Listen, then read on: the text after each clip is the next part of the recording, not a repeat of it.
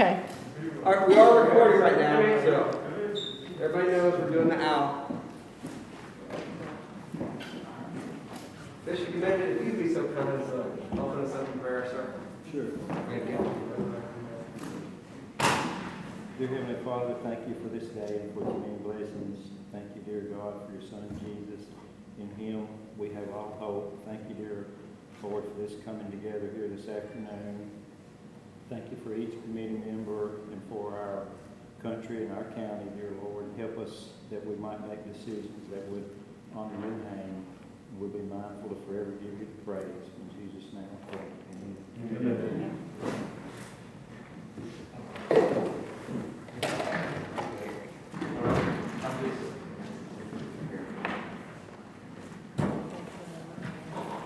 Alrighty.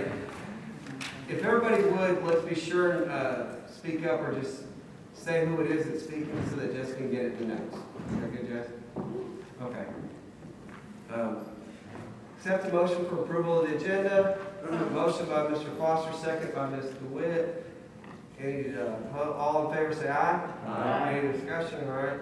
Any noes? Passes unanimously. Thank you. Recognition in public. We always see it whenever we come up on the items. We need to have approval of minutes. Entertain a motion. Group approved. Yes, sir. Group approved for Mr. Good, second by Mr. Nipper. Any discussion? All in favor say aye. Aye. Any opposed? No, passes unanimously.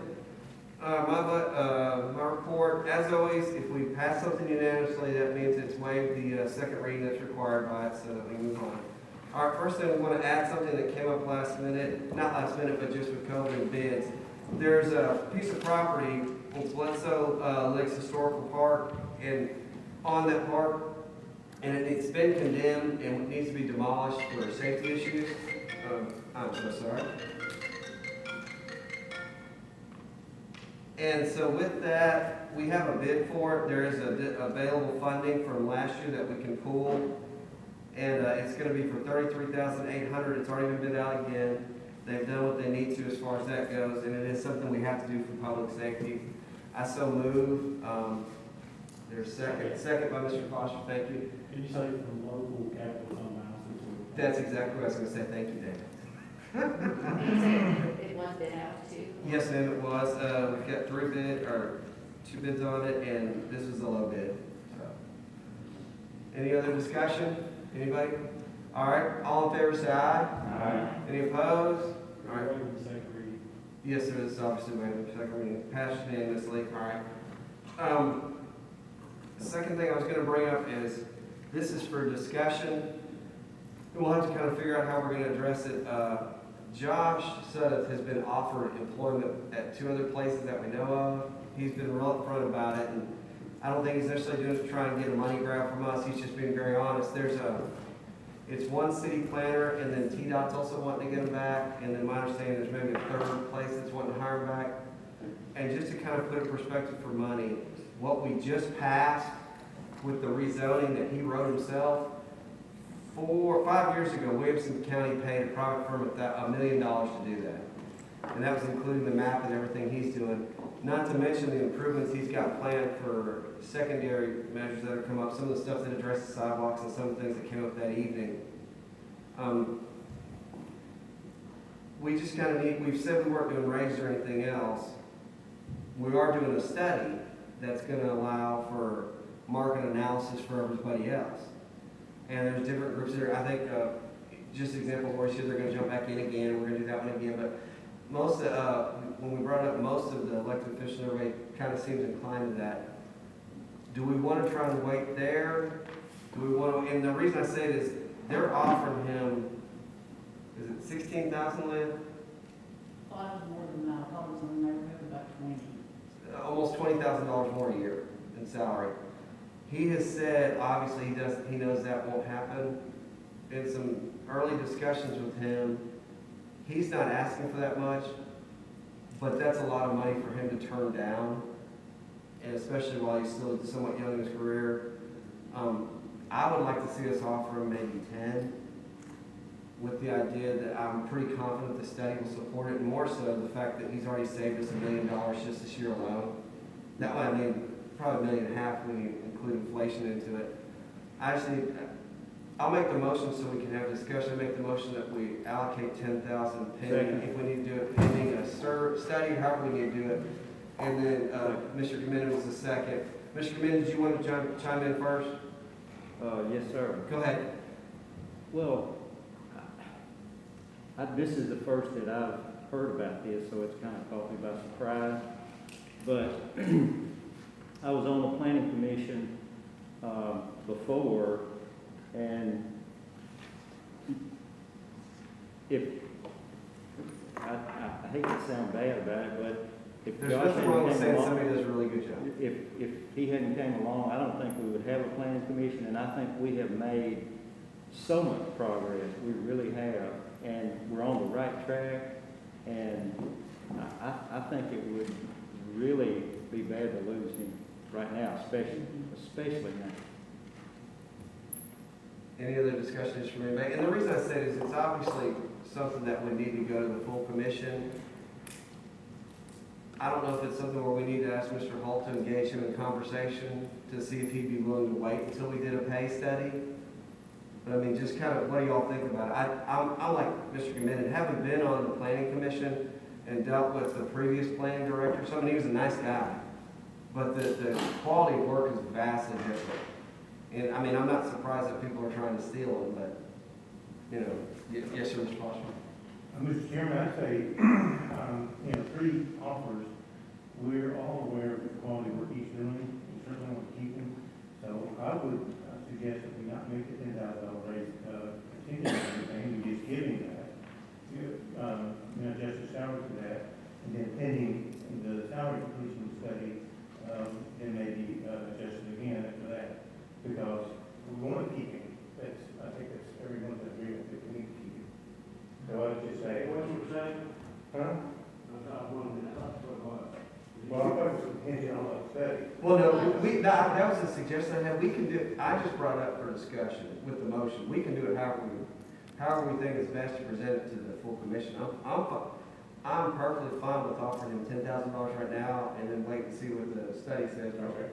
You know, it's kind of what in a way, we've kind of sort of done that with the Boys Group where we give them money, but then they want to be back in the study, so it's not unheard of. So it's just, it's kind of a weird thing because he's a department head and then, like, I know Marshall's really far behind. And I expect that the pay study will say Marshall needs to be adjusted quite a bit. I think there's some other people, I will defer to Miss Ashley, who feels that there's some people in her group that need, you know. So I think it's going to come up and we'll have to look at some pay differences anyway. I just want to make sure that we do it in a way that's fair to everybody, but I also don't want him to leave because he's doing an amazing job for us. You know, there's a lot to be said for the quality of work he's doing. So I'm good with what Jerry said, if y'all are. And then obviously, Ms. Denham, that'll need to go to the full commission on it. Correct, and it will need to be the $10,000 plus whatever benefits David has to add on to that. For the fringe, yes, ma'am. All that sort of stuff. I think in absence of an HR department, this is the kind of decisions that I think are unfortunate for us to have to make on the fly. I think he is a critical asset for this county to keep moving in the direction we're going. And I don't know if there are other considerations or other accommodations that would be something he's looking for outside of just an equitable pay adjustment. I don't know whether, I don't think you're our HR person, I'm pretty sure David's not, Anthony's I not. think it's me. Leah is kind of, I think that we should maybe agree on an approach to talk to him beyond this, just understand where his thinking is and what we can do to ensure his longevity. Well, and let me say this. I was called by county attorneys and some city attorneys. He didn't tell me this stuff. He didn't ask for this. I got called from people saying, hey, we're trying to hire this person from you. What can you tell me about it? And that's when I contacted Chris and Mayor Holt because I thought, uh-oh, we don't need this. And so he has not asked. I just thought after I started getting multiple phone calls that I felt like I needed to pass that information on. Mr. Holt? Well, I received some calls too, but I think this is indicative of what Commissioner DeWitt is saying. You know, Leah is not an HR director, I'm sorry. She's very attorney. She's like me, she stinks at HR. We have no HR, well, I'm sorry. We need an HR director. This is not the way you go about this. We know that. We know this has been an extremely difficult year, so this is not pointed at anybody. But for an organization our size, to not have an HR director, that really compromises all of us because it puts her in a bad position because ultimately the way it's supposed to work is if there's an HR issue, it goes to her, and then if it's unresolved, then it comes to me. Well, I don't know anything about HR. I don't, I'm being honest. And that's not professional. So I agree, Josh, he's a real asset. To lose him is a big, big mistake. But we've got some key people, and we really got a good organization today. And I know there's been people in the past that have worked for the county that have not been professional, and that's created a lot of issues. And I think, and Lee may back me up on this, but our real intended purpose going forward has been to interview people about and hire the most qualified person. I'm not saying about anything that happened in the past, but that's not always been the case.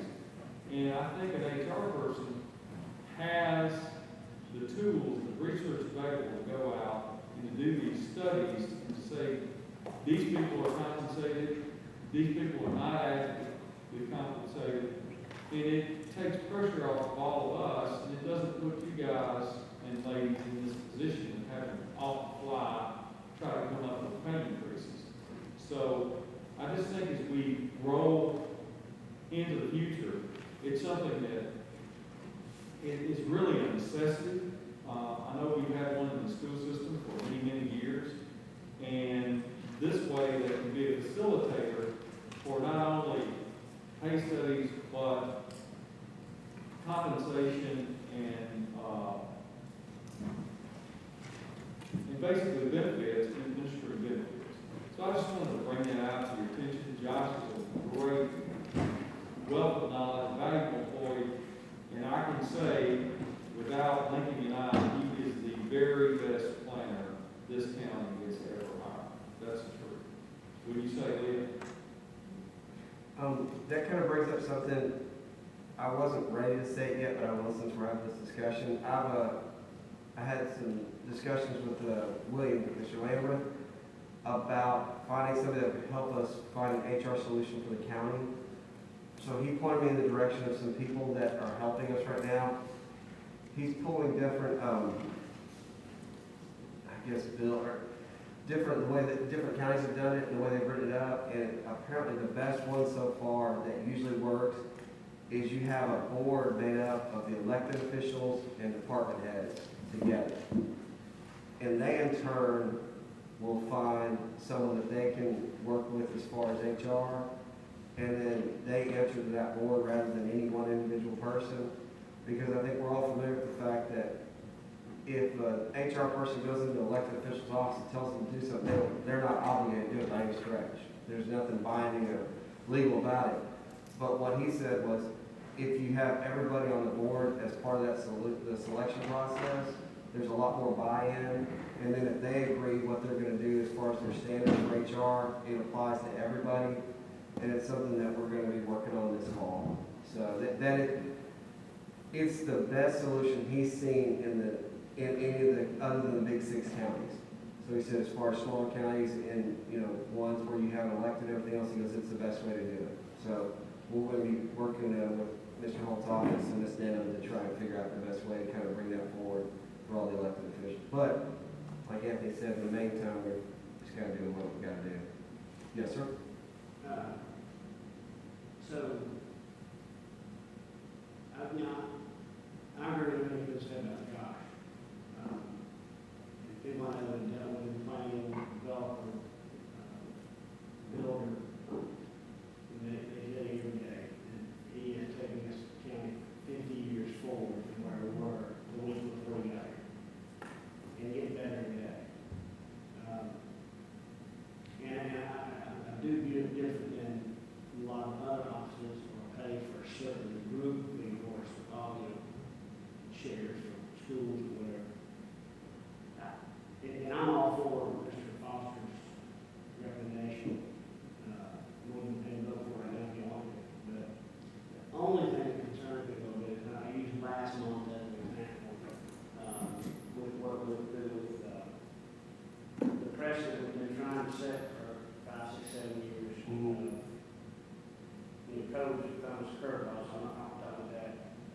changing pay in midstream or anything. And it kind of sets the tone of, we're not doing anything until the new face goes in. And I used an example of, for lack of an intelligent way of saying it, the promissory note like we did to ECC. That's what I Mhm. of where we said, look, we're going to address this, but they threw us Yeah, the current. carrots, if you will, and we know that they know we're in worse shape than we've ever been. I just want that out there for y'all to think about, and maybe it is a conversation that helps, and leads to us having, where we say, we're going to address it, because he is a different animal, he's going to be in one situation. And I bet you $1 million if we actually check his pay, and what his benefits are compared to other counties otherwise, and for what he does, they're not even fair. Why don't we do this, I got you, hold on 2 seconds. Why don't we just wait, table it for right now, ask Ms. Denham to approach him in conversations and just see if he would be amenable to waiting until we got the study rolling. And see, and if that's not an issue, if it's not, then I can bring it up Monday in my report, and, but that I would don't be good. think that'll be an issue. I'll talk to him. Okay, well, go ahead. The only thing, if you reflect back on when he was to speak. I know, we don't, that's why I said it's a tricky one. Well, here's another thing. We've already did this once for the same person. We did part of it in one budget year, we addressed it, the rest of it in the next budget year. So this will be the second time for the same employee that all budget cycle raises will get. So, That's a good point. and when that was done, I brought up the precedent, just like we talked about before, not doing it in the past, not doing it mid-year, third of the year, 3/4 of the year. But this will be the second time for the same person. Nothing against them person. No, I know, but it's all valid points. Go ahead, Mr. Freeman. That's what we're saying. It's a tricky one without HR. Yes, One sir. thing we have to think about is market value. Well, if y'all are comfortable with it, I'll withdraw my motion so that Ms. Denham has a chance to talk to him, and then maybe we'll have an update Monday. Are y'all comfortable with that? Is it possible for us to bring it back to the floor for discussion on Monday? Maybe we could find some additional data points between now and then, and also help look at market value and market comparisons. I think we can get some of that data pretty Oh, easily, well, we're just looking at one position. I'll be honest, I would Depending on rather the do risk. it as the whole study. Yeah. If we're gonna do it, and that's why I was gonna ask Lee if she could ask him if he's willing to wait. I know David's got the money set aside, we've got the group picked out, or no, With the committee. okay, that's right, yeah, and then as soon as we get that rolling, so it's just, put a little pressure to get it done sooner. I kind of agree with Mo and Paul on that one, which is funny in its own sentence, but, it's a precedent. And, we've tried really hard to make sure that all of our precedents are really cut and dry, right down, and this is not that way, so. And I do think he is a very understanding Mhm. person, would understand our hurts, our logic. Mr. Chairman. Yes, sir? I'm kind of being repetitive.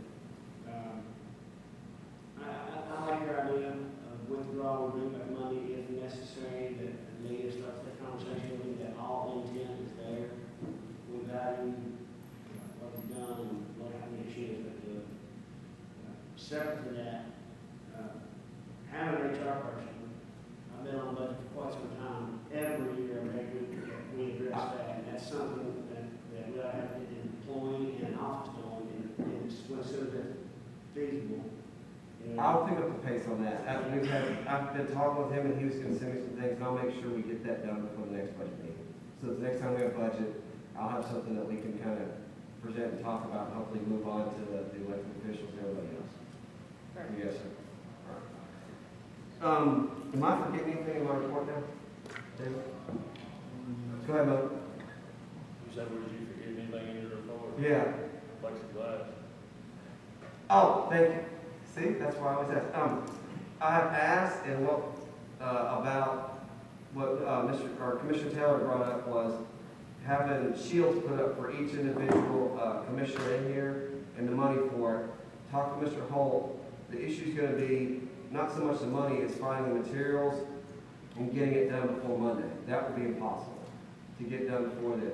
So what we're gonna do is, in light of that, I've talked to Mr. Langford about looking at different options for the meeting on Monday, and they're discussing that, and then, we will still continue to look at, because it's obvious this isn't gonna go away next week, a better system for people that can't medically wear a mask, and when we can't social distance, because it's not, like Commissioner Taylor brought up for the commissioners, but it's not just commissioners, it's also people in the public. If we have a big meeting, there's people saying, if we can keep everybody spaced out here, great, but if they pile up together in the hall, they're not really doing us any good, so. It's something, I've asked Mayor Holt to look at, and he is trying to find the most fiscally responsible way that actually works, rather than just throwing a bunch of money at something that doesn't make sense, so. But as far as your requests, we won't be able to do it before Monday. So, but they are looking at some other, figuring out something, so. Thank you, appreciate it. Now, I think that is everything now. All right, there we go, we're done. On to County Mayor. Thank you, Mr. Chairman. Wanted to let you know that we successfully went through the bond rating. I'm going to let David talk about this a little bit more. We were a little nervous because of the way the market is right now, but we had an outstanding bond rating. The bond rating agency rated us as AA+, stable. Now, that is not the case with most of the entities that have been rated lately. Because of the current environment and the COVID crisis, most of these people who have been rated have been downgraded. I can tell you this, David was there, Drew Johnson, who else was in that bond rating column? Julianne Graham, and I can say this about Ms. Graham and David and Jimmy, they did an excellent job. Julianne is probably one of the biggest assets that we have. She's smart, she's effective, and she did a great presentation along with David. And I feel really good about the rating, and David, if you'd share a little bit more with the committee about what Julianne conveyed to you, I think it's just really good for the county, and if you'll tell them kind of the direction we're going. Right now, when we're looking at the market for Wednesday's bond, we're estimating this is probably going to be one of the lowest rates that we've ever seen on our bonds. We know there's at least 6 large issuers that are interested. Getting the letter back from S&P, they did AA+, one mark below the highest AAA, and we were shown stable. There's been several entities that's been downgraded or do not have a stable outlook. At this point, AAA is probably going to have to back, to be honest. Several things they mentioned when they did their credit opinion was strong management as far as budgetary management, adequate budgetary performance, very strong budgetary flexibility, just a whole lot of good points after good points. The only one we have is one negative about debt to operation, which is because of our structure. We have a large component unit. We issued it. We are going to post the rating letter on the website probably tomorrow or Wednesday after the bond issue. But everything was good. Mr. Holt, everything went great. He did a great job. Mr. Johnson and Ms. Julianne, and had a great. We're going to have a great issue Wednesday. Julianne's role specifically is She's our financial advisor. She works with structuring, helps market the bonds, and make sure everything together.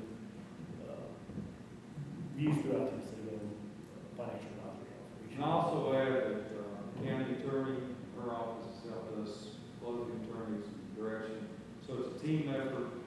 It's been great. And when David talks about debt, what he's talking about is this. Most of these rating agencies are used to a county government where the school board has taxing authority and has their own bonds. County commission has taxing authority for the general fund.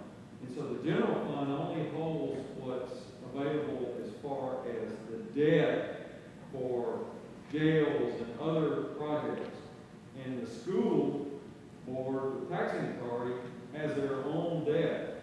So when they look at ours, it's combined, it confuses them, because then they think it's all just clearly county general debt, but they don't understand, the state's concede, school boards do not have taxing authority. So it's very complicated, because we're used to thinking about it one way, but these rating agencies are used to thinking about it completely opposite, because the majority of these states, that's the dynamic, right, Dave? Yes, and they even noted that on their letter that that's the reason, because we do issue debt for a large company. Several other states I looked at actually conduit, say, for instance, property taxes, they would run through the general fund to be paid to the schools, or like the BP would run through the county general or to the schools, or they have direct taxing authority. So what they're doing is comparing like the county general operation compared to our total debt payments. You have the school debt and it makes them very large, they don't combine the school's operations in. Which is something I've mentioned every rating, to give an apples to apples comparison, they really had both of those operations in compared because it's their debt. But they do give, they make a note about it, they don't really want to major interest in it. But we did have all good points, if you start reading the letter, it's really positive. Mr. Chairman, Yes, sir? I work out with David Blind, I can't say what a strong man. Did everybody hear that? Paul mentioned that he works out with David at the Y, and he can attest They've been that bragging about strong management. he is a strong man. Not fair not to let you. Hey, Paul, we made it get rid of that. And not because, hey, that's the first time I've seen that red without being mad. That's a nice. Yeah. Anything else, Dave? But that's it, Mr. Chairman. Yes, sir. All right. Mr. Chris, I'd like to say one thing. Yes, sir, go ahead, Mr. That I Bennett. did hear that the rated agency looked at bond issues that we did a couple previous of this, and they saw that the county not only met all the things that they said they would, but exceeded it. And I would say that that goes to Mr. Long being so conservative and how good a job he's done. I think it goes without saying that our finance department does an amazing job, and that's why we're so much better off than most of the surrounding counties, Thank you, Mr. Chairman, Mr. Committee. Yeah, I agree. while we're stealing some of their better teachers too. All right, new business, education, budget amendments. That's my only. Yes, sir. I'll make a motion that we group and approve. Seconded by Mr. Dipper. Any discussion? All in favor, say aye. Any opposed? Passed unanimously. Appropriations D. EMS, make a motion for, just carry over money whether they're using. And I know one. Oh, yes, sir, go ahead, Mr. About that on page, just to make sure everybody understands, which is a positive thing, but I did, when he sent it over, he's asking to use $4,000 of the CARES money, but the CARES money can also be used for revenue shortfalls. And there was $53,000 he's not asking to carry over to try to help with last year's revenue shortfalls. So he said he bought everything you really had to have, and then the rest of it like to revenues. Oh, good. EMS director, I didn't want to give him credit for that, and he called and told me on time. Because it's not obvious from the record. Make sure we get that one in the minutes then. Thank you, sir. Any more discussion? All in favor, say aye. Aye. Any opposed? Passed unanimously. Millersville Library, accepting a grant. Make a motion. Second by Mr. Foster. Discussion, all in favor, say aye. Any opposed? Passed unanimously. $50,000 carryover for ADA plans and from removing the unassigned fund balance. $50,000 appropriation. I don't know if it was last year or the year before we did an ADA study. This came back to be about $20,000 more, so $50,000 we're asking to increase the estimated beginning fund balance as a carryover. The other 20 we're asking to take from unassigned to the general. And if y'all remember, it was 2 years ago, it was an unfunded state mandate that we go through and evaluate every building we have, including the schools, to see that they were all ADA compliant everywhere. So it's a nice one, we appreciate that. Entertain a motion. So this is for the continuance of the study? Yes, ma'am. And for the rest of the amount they did, Yeah. Yeah. Got It's a gift from the state keeps giving. Make the motion Second from Mr. Nipper, thank you. Any discussion? All in favor, say aye. Aye. Any opposed? Passed unanimously, thank you. Liberty Creek Park, this is a $9,000 carryover. It was the amount approved last year, I guess it was a plan for countywide parks, and that's the amount raised from the appropriation, which, we probably will need to do too far. Yes, sir. See Mr. Good with the motion, second, Ms. DeWitt. Any discussion? All in favor, say aye. Any opposed? All right, passed unanimously. All right, election commission, this is, we've given Ms. Maury a new employee, and she would rather have them, the pay we put them out was for a starting employee in her office, and what they're wanting more so, here, Nat, I got you, is someone that's gonna be training as a supervisor, right? Yeah. And, so they would rather bump up that pay because it's actually not just a regular one, and I will defer the pay floor to y'all. Go ahead, Al.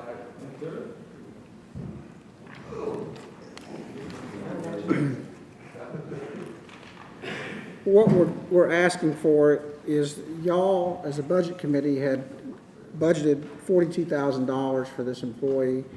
It got taken down to $33,000 at the full county commission. Let me give you a couple of things that are going on in the office. Right now, through August, absentee ballots are up a third. Okay? We're at the highest we've ever been. They're going to be more in November. The last day that registrations could be submitted, there were 1,600 submitted that day. To process those at 6 minutes of registration takes 20 days for one person to do it. All of y'all probably know Lori's had an accident, has a hip replacement, and is still recovering from that, is not at full speed. We have another employee whose mother's in a rehab that has COVID. She doesn't have COVID, but a lot in the facility and in lockdown, and she's having to spend time to try to go see her mom when she can. Another employee's husband is tomorrow having surgery for his 5th round of cancer, and this is brain cancer. So she's going to be out. Her family is encouraging her to retire. Another election deputy has had double mastectomy, and next week starts her chemo and radiation. So we don't know what her availability is going to be. The person we're talking about is Gay Sutley. She's a college graduate. We've been training her to take both Lori's job and Annette's job, so administrator of elections and assistant administrator of elections, to be a supervisor. She's one of only 3, and Lori and Annette are the other 2, who can prepare the machines and do the voting verification on them. That's what keeps our voting safe. She will not take the position at 33. We think she will at 42. I watched a movie recently. I'd seen parts of it before. It's called The Guardian. And I got interested in it because my son's in the Navy and the Coast Guard Academy is right across from where his submarine is being built. And it was a movie about the Coast Guard's rescue swimmers. And there's a scene late in the movie where they're rescuing each other and they're going up the cable, and the cable starts fraying. And the one rescue swimmer lets go to save the other one. Guys, we're at the point where our cable's starting to fray.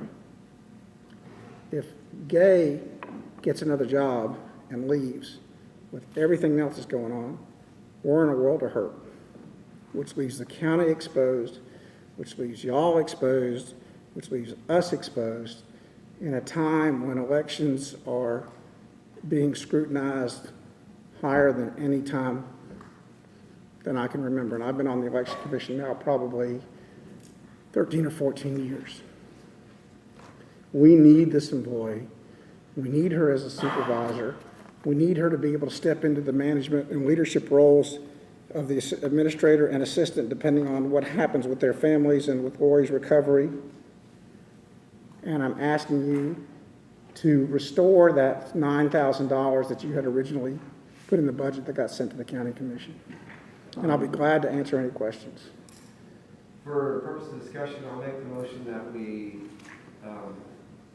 start the salary for supervisor rather than interim employee And let me say one thing, I apologize. This is her 5th year. She's into her, I'm gonna kill this computer. Well, I mean, in essence, say, just so we get the discussion going, in a second. Second, Mr. Speaker. Okay.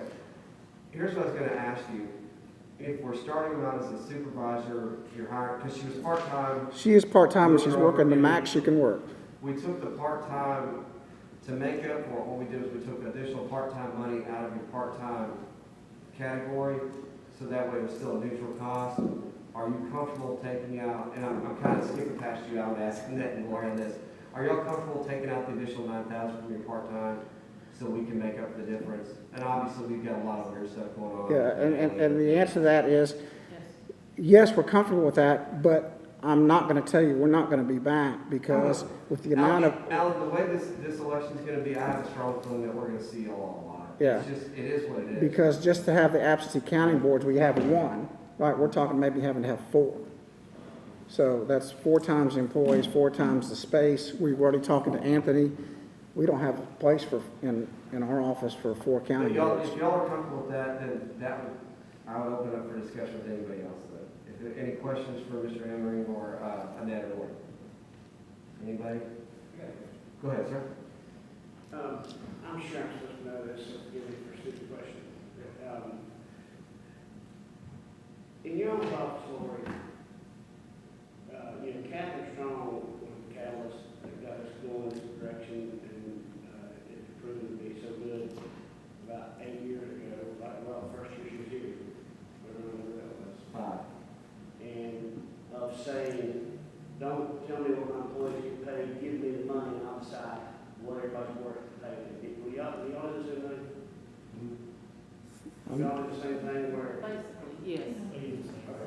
That's what I'm saying, it's just, and that's what I'm asking, if you're comfortable taking it out of your part-time, it doesn't make a difference to me because it's your budget, you handle it how you want to. We're keeping it neutral for the committee, and what we've said to everybody else is we're keeping it neutral. Laura, you don't have to get up. But what I don't want to lead y'all or make y'all think is that's going to solve our problem, because with everything else that's going on, with all these counting boards, and we're going to need more part-time people to effectively run, especially the November election with all the problems that's going on. Lori does, and Alan, you do too, but Lori does a fantastic job of keeping us a good couple months ahead of what, worst case scenario, hopefully what it's gonna be, and then what, usually it's somewhere in there, so I know as more issues come up with elections and different things, that Lori will let us know, and we'll address it when we need to. We have for the past couple of years. Well, I'm not saying that, but I just don't want you to think that this is, like I said, the only time we're probably going to be back in this election cycle, because it's not the August one we're hugely worried about, it's November. And that's where the problems are going to really hit. If we get 10,000 absentee ballots, we could easily have 16 members on the counting board. And right now we have 4. Not even mentioning postage and stuff. No. Yeah. That's just, and I then know you said at one point they were giving us some money. Have they mentioned any more extra money since then? we got the 25,000. David, have you gotten that yet? The CARES money? No. Okay. That's different, okay. And then we're gonna get some stimulus money, I'm a dollar. hoping- Yeah, I keep hoping the state breaks up and gives us a little bit less.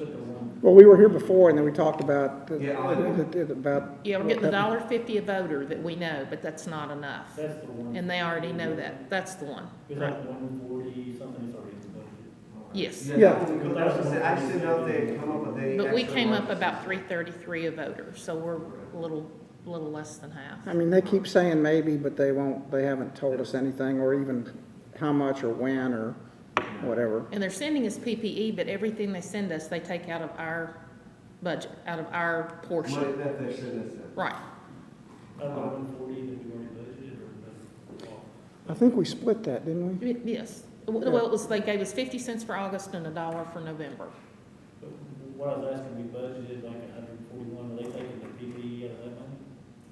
Yes, any of the CARES money that comes in, if they send us hand sanitizer, wipes, anything like that, they're charging that back against us.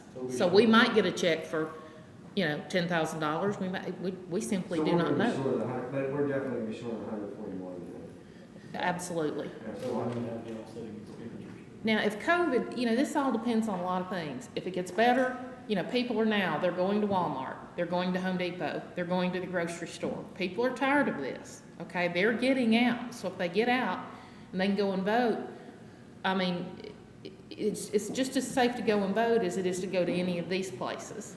People in Tennessee like to go vote in person. So I don't think our absentee numbers are gonna be that bad in November, but we do need to prepare you that they could be. No, I understand, we need to have the money out. And there's still lawsuits pending out there about, absentee ballots for all and all that stuff. Or if you wouldn't mind though, every time they dock y'all the money they're giving us, will you, let David? I would be happy to let you know we have not gotten a summary on 1 single cent. I would like to say I'm surprised. What have they gave you so far? Much of anything? Hand sanitizer, we bought some so we can hand each voter a little, we call it a hot dog bag, but it's got a voted sticker in there, a pen that we got donated, and some disposable gloves so that nobody has to do that. We're not gonna let anybody touch IDs and things like that. We can scan those. Mask. Huh? Mask. Masks, they sent us masks. I don't think you at all. Gloves, but we don't like the gloves that they sent. Face shields, masks. Face shields, Sneeze masks, sneeze guards. In that regard, if everybody's comfortable, we can at least go forward on the motion. They're gonna reallocate their own money. It's something we've always allowed them to do, like Mr. Emmerich said. We realize that this will be a weird year. But I do think we'll get money back, and I've talked to David about this, I've talked to Alan about this, but we're gonna have to front it. And then we'll go fight our battle about getting it So back. far, we've spent $53,000 of the county's money that we've accumulated, and that money will be returned out of the dollar. Right. It's whenever the state decides to. We just simply do Send us not the money. know. Oh, and that's the bad part. When you say you've spent that money, is that money that has been taken out of, they've sent you the supplies and it's just going against what they're giving us when you say spent? Yeah, Or we have you haven't gotten purchased? money, but we've spent We wrote $53,000 in this last We've fiscal written year. checks and We've written purchased. checks. Right. And that's how it's gonna continue. That, we know what we're gonna get, but we're gonna have to, once it all comes down, they came the other day and asked me for a fiscal note about the extra employee to handle OVR, which is the online voter registrations. We need a full-time person to do that, but they are doing the things that we need done to try to get our money, but we're simply just gonna have to front it. And you remember, some of it was just because of demand. We had to start ordering stuff back when we were. before Oh, while we y'all- could get it, While it was absolutely. out there. Yes, sir? I got the budget question and just a question you were having to do it. Is the 53 that's been, is that out of the 140 allocated money for last? And then that money come back, who cares? It's the last fiscal year that money has been spent and Right. taken out of, but that has to be accumulated, we have to keep track of it. And then those funds, or that paperwork will have to be submitted to the state to get those monies back It- and applied to the CARES stimulus We money. budgeted on this year, Paul, because it wasn't gonna come in early enough to do, the capital budget, budget all the revenues in 2021. It works just like HAVA dollars, Help America Vote Act. You know, where you got the machines and all those things, it works identical to that. The second question has nothing to do with budget. How many are we doing for these things? I probably should have a good website read this, I know I could, but while you're here. What are the predictions for this August when it starts Friday? Well, we're gonna we don't have, the legislature gave us an option to do super centers, which Talking we, about how many voters? which we can't, Yeah, what the predictions are, if they're looking good, if they're looking, not August, no. It'll be about the same it's always been. We'll be lucky if we get 18%. However, we have more absentee out for ballots than we have ever had in a November general, which was 1,811 we processed in one day for the November 2016. We were predicting we're going to exceed that and hit at least 22 to 2,300. in normal November, we want. About 16 or 1,811 18. is the most we've ever done with an 8-man county board, which is 4 teams. And But that's now- what she was saying. Understand that once people get used to absentee voting, they'll absentee vote. And they are. And that's what they're doing. So we know that November, unless this thing just completely goes away and none of us see that happening, we know that once people do it and they're like, oh, this was pretty simple, they'll do it again and again and again. And it's gonna increase. When that starts happening, say COVID goes year after year, and you start doing all these. I'm saying COVID can go away, but once they get used to absentee voting, they're gonna keep absentee voting. If you keep doing the absentee voting, and it becomes an ever larger percentage of your total voting, wouldn't that at some point make early voting kind of a moot point? You could remove early voting to cover the cost. Well, that's by state statute. We don't, we But I think states in charge of that, that's what I'm saying. So, yeah, I mean, that's a possibility, but Could. that's not our decision. Why would you want all the early voting if you want all the absentees? And the other problem, I was just reading something today when I was flipping in court, looking at some of the news things about there's already lawsuits starting up in a lot of states about rejected ballots and ballots that came late and all these things. And so, you know, every time you think you figure out what the path is, there's another problem that crops up. The law today is we have to receive it by close of polls on election day, period. That's the way it is in Tennessee, And somewhere there's a lawsuit that says they should wait at least 10 days after the election. which means we couldn't certify the election according to the statutes in the state of Tennessee, Now, that's not in Tennessee, I forgot what other state it was. if that were to happen. So, I mean, that's just some of the stuff that's out there in other states. And then they want to go back to if it was postmarked. So let's say we got a ballot 5 days after election day. They're saying we'd have to go back and count that. And then That's how not long how it do you is wait to today. I mean, certify? And then we'll have to pay to store all this stuff until we get, Yeah, we're gonna have storage unit, and Anthony says we're out. I mean, we don't, and we've got all this stuff. So now, we may have to just go down here to the storage place and rent a building. It's one of these things, I wish we had answers for you, but like I said, every time we think we have an answer, then, I mean, it is what it is. As far as that goes, as far as the employee, any more discussion, all in favor, say aye. Any opposed? Passed unanimously, so you all. all right, thank y'all. Thank you, and I will keep you all in the loop. Chris, I've tried to copy you on everything that I, Y'all, Laura, you do a great job of Okay. letting us know how bad it is. I mean, it's just, yes, sir? Is that to do a $9,000 transfer part-time to deputies? Yes, sir. because you all Well, typically and actually, frown on we'll- that a little bit, so as long as you're okay with that, we're fine Well, with in it. this case, we can move it. Okay, Yeah, that way we can do it right now. okay. Yeah. Well, thank you all very much, and I know you're doing your best with the situation, just like we are. All right, thank y'all. Thank you. Yep, thanks, y'all. Last thing is, any kind of crazy transfers? The only thing in there is the sheriff, there is changing a few positions between the civil service and civil service. The dollars are neutral, it's just.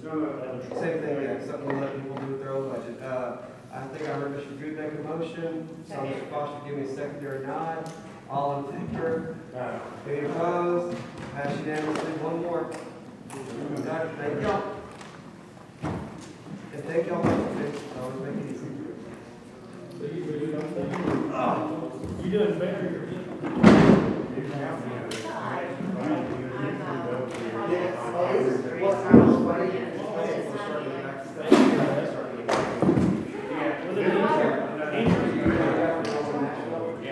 Oh, definitely. I don't want those free